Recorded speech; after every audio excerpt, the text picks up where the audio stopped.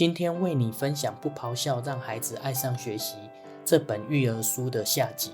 上周最后一个问题问了大家，究竟怎么做才能让孩子的成绩从前30名提高到前20名呢？怎么做才能让孩子进步呢？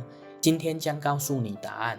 若想让孩子的成绩进步，方法如下：第一，一定不要把目标设定得太远太长久，要有及时的回馈，可以把期末目标分拆成每天的小目标。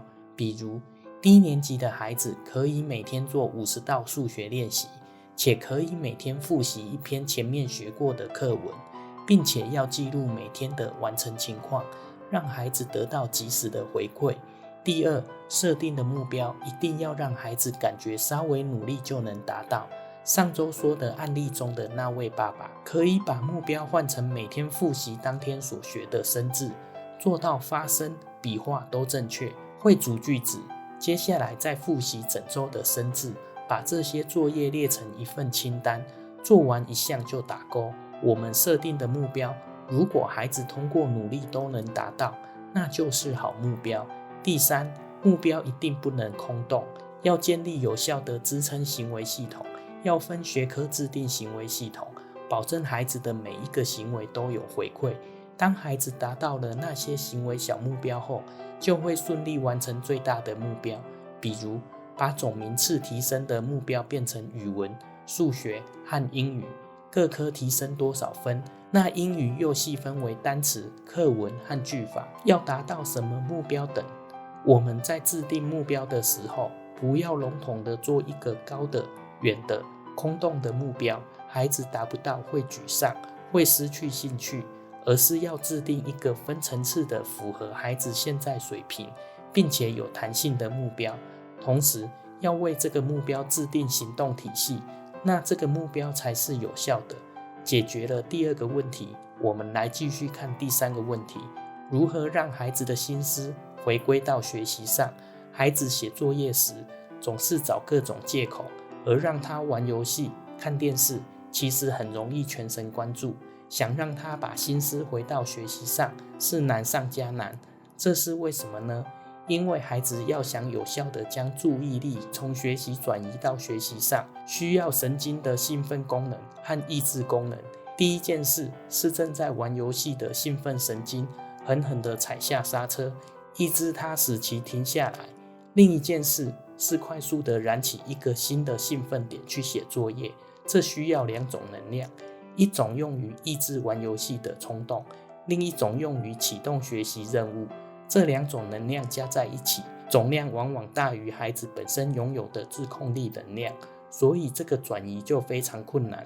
那我们怎样让孩子专心学习，实现注意力的有效转移呢？怎样才能把孩子的心思从游戏抓回学习上呢？作者提出了2种暂停法。第一种方法，使用中间环节，让孩子从兴奋的游戏中停下来。这个中间环节最好是容易启动也容易终止的。比如孩子玩游戏的时候，跟他说玩20分钟游戏，20分钟后把它关掉，出来吃点水果。等到了约定的时间，孩子需要做的一件事，关掉游戏，吃水果。这个比较容易实现，因为吃水果这件事不需要能量，孩子吃水果时很放松，吃完后我们可以说去学习吧。这时候孩子从吃水果这件事离开很容易，再从一个简单的或者他喜欢的作业开始启动学习，就更容易实现了。第二种方法是进行自我觉察，从无效模式中暂停。当一种行为模式不够好的时候，需要我们觉察到并暂停下来，开启一种新的学习模式。比如孩子今天坐在这学习有些烦，心烦不宁的，学不进去怎么办呢？这时候家长越跟他急，他越改不了状态。我们要跟他说，宝贝，你今天有点心神不安的，起来喝点水，吃点水果。等他喝完水，你问他，那我们接下来从哪儿开始学比较容易呢？当他开始想，在头脑中找到一个容易进入的点时，这个学习点就已经在他头脑中预热了。这时他再坐下来，就比较容易进入好的学习状态。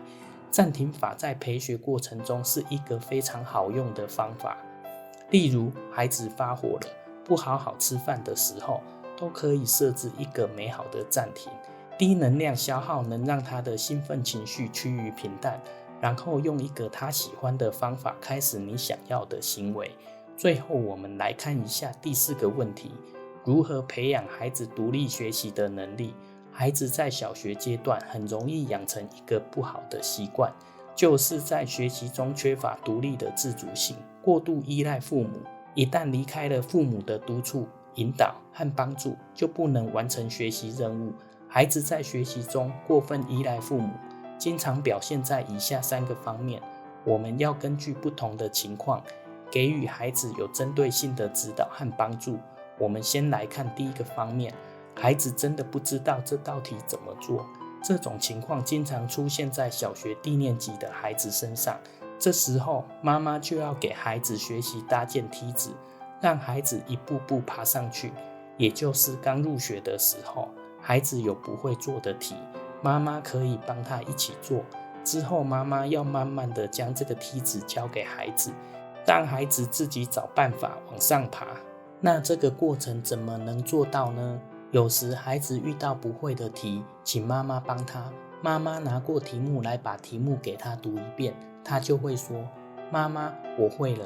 妈妈做的只是通过自己的语气，帮孩子把重点词标示出来。孩子需要的说明就是找出题目中的重点词。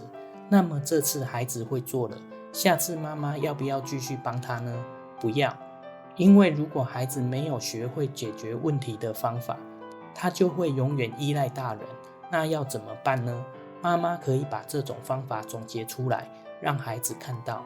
一定要说：你看，妈妈一读题你就会做了。你知道刚才妈妈读题的时候有什么奥妙吗？这时妈妈再读一遍给他听，他就发现妈妈读题的时候把重点词给读了出来。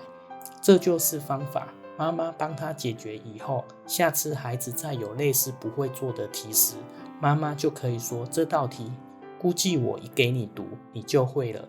这次妈妈想让你自己读，看看你能不能把这道题目里的重点词读出来。孩子之前几次都在观察妈妈是怎么做的，这一次他一定会试着自己去找到重点词，然后读出来解决问题。所以家长平常陪学的时候，要做到授之以鱼，不如授之以渔。教孩子时也要分2条线，一条线是直接给他鱼，告诉他这道题怎么做；另一条线是要给他鱼钩，教给他捕鱼的方法。孩子在自己做题的时候，实际上也是这2种情况，一种是这道题我不会做，另一种是我有能力去琢磨找到解决这道题的方法。所以家长在陪学中要搭建梯子，把解决问题的方法交给孩子，慢慢的孩子就从依赖家长变成依赖自己了。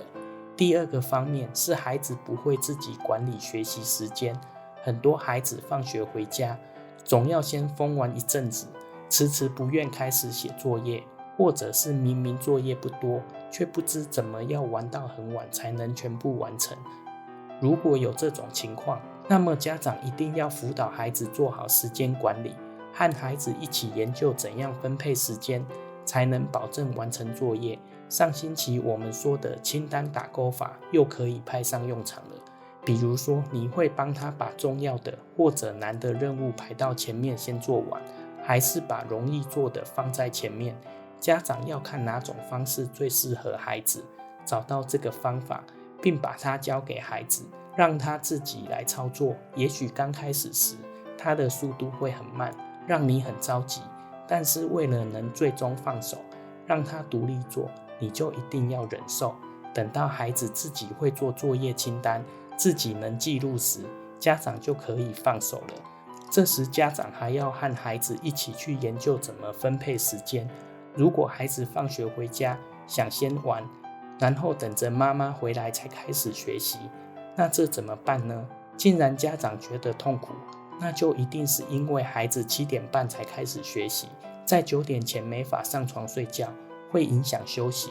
这时家长可以和孩子一起去画一幅时间时程图，比如说5点到家，到晚上9点上床去阅读后睡觉，那中间是4小时的时间，看看这4小时的时间有哪些事情要做，按每一件事需要的时间占比来规划时程。